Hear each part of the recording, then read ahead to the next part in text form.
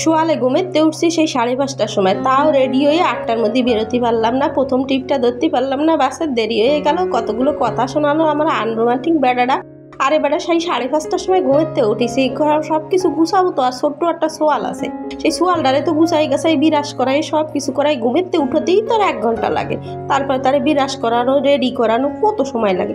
বেটা মানুষ হয়েছি, একটা প্যান্ট আর গেঞ্জি পরলেই তো রয়ে যায়। এদিকে যে আমার কত কিছু গুছাতে হয় সেদিকে কোনো খেয়াল থাকে না। বাসে চলে আসলাম, আর এই যে নামিয়ে পড়েছি। যে কাজের জন্য আইছিলাম গতকালকে যে এত বৃষ্টি হয়েছে, বৃষ্টির জন্য তো বেরোতেই পারিনি, একদিন দেরি হয়ে গেল। তা যাকে কি করার, আজকে আবহাওয়াটা বেশ ভালো, সুন্দর রোদ্দুর উঠেছে, কাজটা বেলায় হয়ে গেলি হয়, তাহলে বিকেল বেলায় আবার চলে যেতে হবে আমাকে। ভাবলাম যে রিক্সায় উঠে একটু ফ্যামিলি ছবি নিই। তা আমার বেটাটা অন্যদিকে তাকায় রয়েছে, কোনো সময় তো ছবিও তুলে দেবে না, আর ক্যামেরাটা ধরলি পরে একটু মুখে কোনো সময় আসি দেবে না, ক্যামেরার সামনে মোটে আসতেই চায় না, ছবি তোলা তার মোটে পছন্দই না।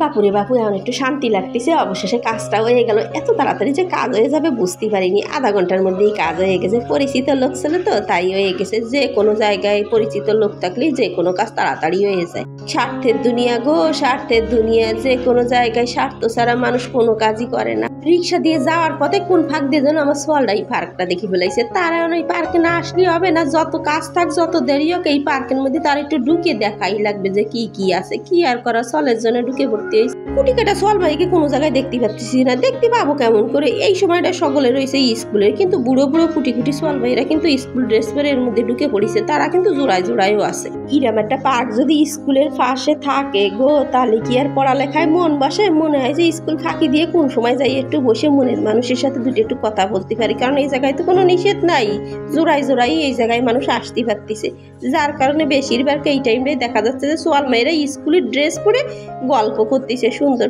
এতগুলো রাইড যদি চোখের সামনে থাকে তাহলে পরে কারো মাথা ঠিক থাকে, রাস্তা খুঁজে না পাইয়ে সে জলের মধ্যে দিয়ে আটা শুরু করে দিচ্ছে। এদিকে স্লাইডে উঠেছে, তার প্যান্টে লাগিয়েছে কাদা, কোনো বারণে সে শুনতেছে না। যদি বলি বাবা এইটাই উঠিস না, কোনো কথাই হবে না, সোয়াল মেয়ে যেটা করবে সেটা করবেই। পার্কটা যে ভারী সুন্দর সেটা বলতেই হবে, সব কিছু রাইড আছে বাচ্চাকে খেলার জন্য। এইরকম যদি প্রত্যেক জেলায় একটা থাকে তাহলে কিন্তু বাচ্চাকে একটু ঘোরাফেরার জায়গায় বাচ্চারা একটু আনন্দ পায়। শুক্রবারের দিন তাকে মুরগির খোপের মধ্যে, তা যদি এরকম একটু আনন্দ পায় শুক্রবারের দিন খোলামেলা জায়গায়, তাহলে পরে কিন্তু বাচ্চাকে মন মানসিকতাও ভালো থাকে। ঢাকা হচ্ছে বাংলাদেশের রাজধানী, আর সেই রাজধানী শহরে বাচ্চাদের জন্য খেলার কোনো ভালো পার্ক নেই। সেলওয়াটা শিশু পার্ক তাও 4-5 বছর ধরে বন্ধ থাকে, হচ্ছে মুরগির খোপের মধ্যে। ছুটির দিনে যে বাইরে নিয়ে বেরোবো সেও কোনো উপায় নেই, কোন জায়গায় বেরোবো, কোনো খেলনার জায়গায় ভালো নাই, তা মোবাইল দেখা ছাড়া আর করবে ডাকি। সোয়ালে ঘুমেতে উঠে দাঁতটারে 2 ঘষা দিয়ে চলে এসেছি, পেটের মধ্যে কিছু দিতে পারিনি, আর গাড়িতে উঠেও খাওয়ার মতো কোনো অবস্থা ছিল না। আমি ছিলাম এক প্রান্তে, আমার স্বামী ছিল আর এক প্রান্তে, যার জন্য আর খাওয়া দাওয়াই নিয়ে সোয়ালটা গাড়িতে উঠলে কোনো কিছুই খাতে চায় না। এই যে কেক নিয়ে আইছি তাও খাবে না। আয় বাবা এদিকে আয়, 1 পিস কেক খাইয়ে নে, সোয়ালবেলা তো কিছু খাইস নাই, পিত্তিটা একদম গরম হয়ে যাবে না কিন্তু। আমি তোর বাবা খাচ্ছি, আয় সে 1 পিস নিয়ে যা।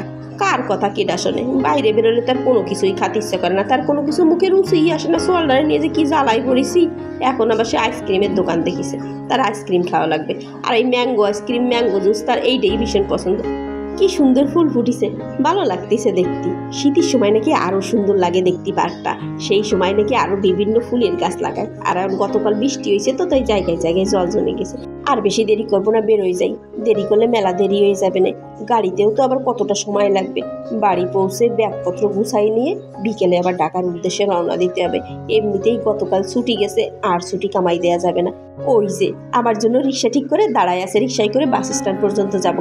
আজকের মতো ভিডিওটা তাহলে এই জায়গায় শেষ করতেছি, নতুন ভিডিওতে আবার দেখা হবে না। সেই পর্যন্ত সবাই ভালো থাকবেন, সুস্থ থাকবেন, আর ভিডিওটা কেমন লেগেছে কমেন্ট করে জানাতে কিন্তু ভুলবেন না। আজকের মতো টাটা।